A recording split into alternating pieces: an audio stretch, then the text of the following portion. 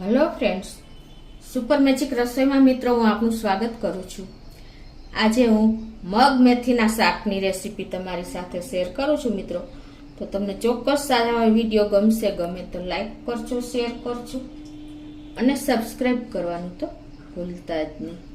તો હવે એના ઇન્ગ્રેડિયન્ટમાં મેં અડધો કપ મેથી લીધી છે અને અડધો કપ મગ લીધા છે। બંનેને મેં ઓવરનાઇટ પલાળી દીધા હતા, એટલે અત્યારે જો 10 વાગ્યા છે। અને બીજા ઇન્ગ્રેડિયન્ટમાં આપણે શાકભાજીમાં આપણે ટમેટું લીધું છે, 2 મીડિયમ સાઇઝના કાંદા લીધા છે, 1 મુઠ્ઠી જેવી ધાણાભાજી લીધી છે અને 6 થી 7 કળી લસણ, 1 મરચું, 1 ઇંચ આદુનો ટુકડો લેશું, મીઠું છે, તેલ છે અને રૂટીન મસાલા છે મિત્રો। તો બનાવવાનું ચાલુ કરીએ। તો મિત્રો, ચોમાસાની સિઝનમાં આ શાક ખાસ બનાવવું જોઈએ, કેમ કે ચોમાસાનું વાતાવરણ એવું હોય છે ને તો આપણને ડાયજેસ્ટમાં પ્રોબ્લેમ થાય છે। તો આ મગ મેથીનું શાક બનાવશો ને તો તમારે ઇઝીલી પચી જશે। અને બાળકો પણ જો મગ નહીં ખાતા હોય ને તો તમે મગ સાથે મેથી મિક્સ કરી દેશો ને તો ઓસે ઓસે ખાશે, ખબર પણ નહીં પડે। આ રીતે તમે બાળકોને કે જે મેથી ન ખાતા હોય એને તમે ખવડાવી શકો છો। અત્યારે મેં ઇક્વલ ક્વોન્ટિટી લીધી છે, પણ તમે જો મેથી ઓછી રાખવી હોય ને તો પણ રાખી શકો છો। તો હવે આ ઓવરનાઇટ પલાળી મેથી અને મગને આપણે 2-3 પાણીએ ધોઈ નાખશું। જ્યાં પલાળેલું પાણી છે ને એને આપણે કાઢી નાખશું। તો આ રીતે આપણે મેથી અને મગને 2 થી 3 પાણીએ ધોવાના। એનું કારણ એ છે કે જો આપણે આખી રાત પલાળ્યો ને પાણીમાં વાસ આવી ગઈ હોય છે અને તમે પછી ધોયા વગર બાફશો ને તો પણ વાસ આવશે, કેમ કે કઠોળ અને મેથી બંને એવી વસ્તુ છે। તો એને 2 થી 3 પાણીએ પલાળ્યા પછી પણ ધોઈ નાખવાના। હવે આ બાજુ આપણે ગેસ ઓન કરીને એક પેનમાં આપણે આ અડધો કપ મેથી છે ને તો આપણે અત્યારે 1 કપ 1.25 કપ જેવું પાણી મૂકી દેશું બંનેમાં। 2 વાસણમાં અલગ અલગ આપણે આ બંનેને બાફવાના છે, કેમ કે બંનેનો કૂક થવાનો ટાઈમ અલગ અલગ છે, એટલે આપણે એને અલગ જ બાફવા પડશે। ટાઈમ પણ નહીં લાગે, કેમ કે આપણે ઓવરનાઇટ પલાળેલું છે। તો પાણી બોઇલ થાય પછી જ આપણે અંદર એડ કરીએ। તો આપણું પાણી પણ જો ઉકળી ગયું છે, ગરમ થઈ ગયું છે, તો આપણે મેથી એમાં એડ કરી દઈશું। જો આપણે મગનું પાણી મૂક્યું છે ને એ પણ ઉકળી ગયું છે, તો એમાં આપણે આ મગ પલાળેલા ધોયેલા નાખી દેશું। મિત્રો, મગને ટાઈમ લાગશે અને મેથીને ટાઈમ નહીં લાગે, એટલે આપણે ખાસ અલગ અલગ જ કૂક કરવું પડશે। તો હવે એને આપણે 10 મિનિટ જેવું થશે, વચ્ચે વચ્ચે આપણે જોતા રહેશું।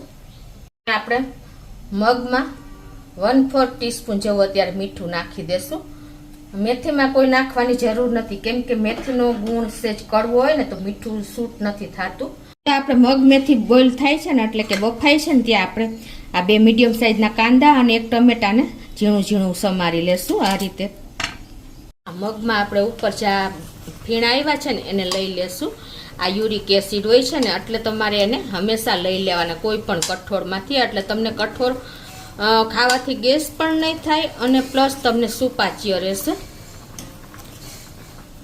આ રીતે આપણે કાંદા અને ટમેટાને સમારી લીધા છે। હવે એ જ રીતે આપણે જો આ 1 મરચું, 1 ઇંચ આદુનો ટુકડો ને 7 થી 8 કળીને લસણને આપણે આ રીતે ખાણીમાં નાખીને અને એને ટોચી લેશું। તો આ રીતે જો આપણે આદુ, લસણ અને મરચાંને પણ ટોચી લીધું છે અને આપણે ધાણાભાજી પણ ઝીણી ઝીણી સમારી લઈએ।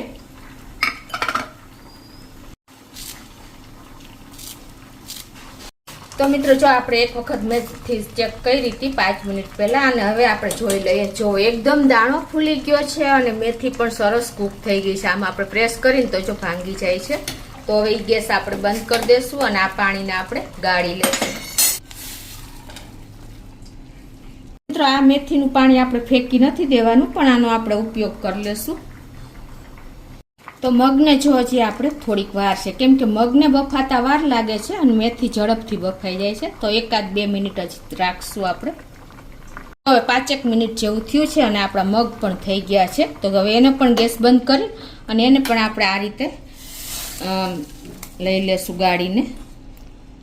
હવે આપણે વઘાર કરશું મેથી મગનો। તો ગેસ ઓન કરીને એક પેનમાં આપણે 2 ટેબલ સ્પૂન જેવું તેલ મૂકી દેશું।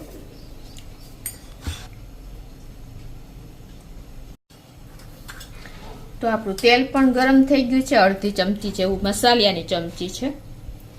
અડધી ચમચી જેવું આખું જીરું, 1/4 ટીસ્પૂન જેવું આપણે હિંગ નાખશું. મિત્રો હિંગ બને ત્યાં સુધી પિંચ જેટલી જ નાખવાની, કેમ કે ઘણી વખત હિંગ વધારે થઈ જાય ને તો આપણે કડવો સ્વાદ આવે છે.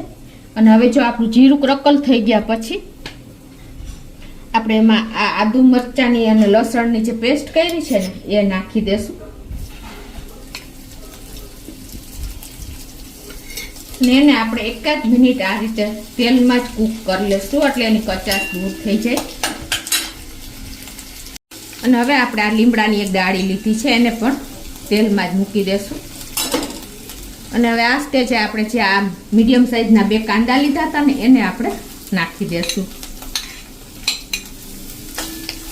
અને એને આપણે ટ્રાન્સપરન્ટ થાય ને એવા કૂક કરવાના છે, વધારે નથી કૂક કરવાના.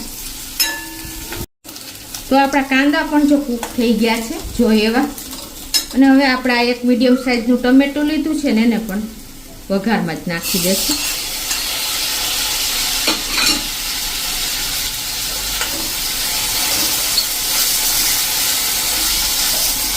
અને હવે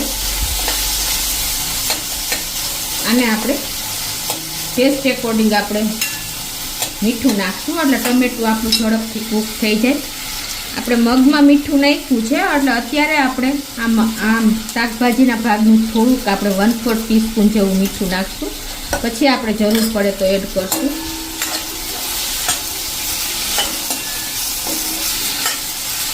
અને હવે એમાં મસાલા કરી લેશું. તો આપણે 1 ટીસ્પૂન જેવું ધાણા જીરું નાખી દેશું, 1/4 ટીસ્પૂન જેવી હળદર નાખી દેશું અને અડધી ટીસ્પૂન જેવું આપણે લાલ મરચું નાખી દેશું. મિત્રો આપણે આમાં છે ને બહુ તીખાશ નથી કરવાની, કેમ કે મેથી આપણે ઉપયોગ કર્યો છે ને તો મેથીનો ગુણ થોડોક આપણે કડવો હોય છે ને એટલે ગરમ હોય છે, એટલે આપણે તીખાશ બને ત્યાં સુધી આપણે આદુ મરચાં ને લસણની જ કરવાની છે, લાલ મરચું એટલું યુઝ નથી કરવાનું.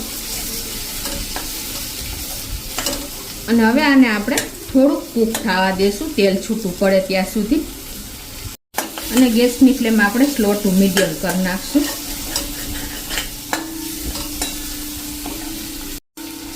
તો જો આપણે તેલ પણ છૂટું પડી ગયું છે અને આપણા ટમેટા પણ સરસ ગળી ગયા છે અને આપણો મસાલો પણ સરસ કૂક થઈ ગયો છે તેલમાં. તમે જોઈ શકો છો અત્યારે એની કન્સિસ્ટન્સી. તો હવે આ સ્ટેજે આપણે જે મેથી ઉકાળેલું પાણી રાખ્યું છે ને એ આમાં એડ કરી દેશું. મિત્રો મેથીના એટલા ગુણ છે ને કે તમારે અત્યારે ચોમાસામાં ખાસ આ શાક બનાવવું જોઈએ. ચોમાસાનું સ્પેશિયલ છે, તમે શિયાળામાં પણ બનાવી શકો, પણ અત્યારે આપણા વાતાવરણ એટલું ભેજવાળું હોય છે ને કે પાચન શક્તિ આપણી મંદ પડી જાય છે. તો અત્યારે જો તમે આ શાક બનાવીને ખાશો ને અને બાળકો મેથી નહીં ખાતા હોય તો પણ આ રીતે તમારે આપી શકો છો મગ મેથીનું શાક. તો હવે આને આપણે થોડુંક બોઇલ થવા દેશું. તો જો આપણું પાણી પણ ઉકળી ગયું છે, એટલે કે વઘાર ઉકળી ગયો છે. તો હવે આ સ્ટેજે આપણે આ જે મેથીને બાફી છે એ નાખી દેશું અને મગને પણ નાખી દેશું.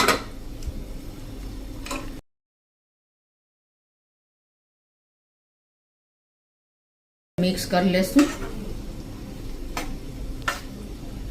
તો જો આ રીતે આપણે હવે એને મગ મેથી નાખ્યા પછી 5 મિનિટ આ રીતે અંદર જ મસાલા સાથે કૂક થવા દેશું, એટલે એકદમ સરસ આપણું શાક તૈયાર થઈ જાય.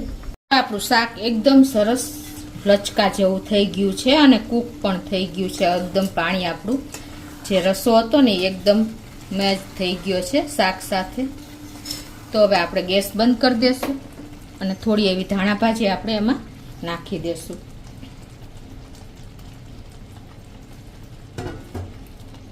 અને હવે આને આપણે સર્વ કરી દઈશું. મિત્રો આ સ્ટેજે તમારે ટેસ્ટ કરી લેવાનો, તમારા શાકની ક્વોન્ટિટી પ્રમાણે તમારે મીઠું મરચું કે કાંઈ પણ ટેસ્ટ બનાવવો હોય ને એ પ્રમાણે તમારે વધઘટ કરી શકો છો. તો હવે આપણે એને સર્વ કરી દઈશું. જો મિત્રો છે ને એકદમ લચકા પડતું આપણું મગ મેથીનું શાક.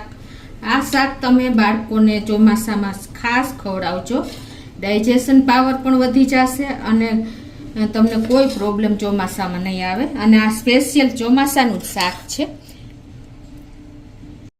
તો આપણું મગ મેથીનું લચકેદાર શાક એકદમ ટેસ્ટમાં બેસ્ટ એવું ચોમાસાનું સ્પેશિયલ શાક રેડી છે. તો આપણે ઉપરથી થોડી એવી ધાણા ભાજી પણ સ્પ્રિંકલ કરી દેશું. તો મિત્રો એકદમ આપણે જો ટેસ્ટી એવું બન્યું છે અને એનું લુક પણ જોવો મિત્રો, ખ્યાલ પણ નહીં આવે અને ટેસ્ટમાં તો ક્યાંય ખબર જ નહીં પડે કે આમાં મેથીનો ઉપયોગ કર્યો છે.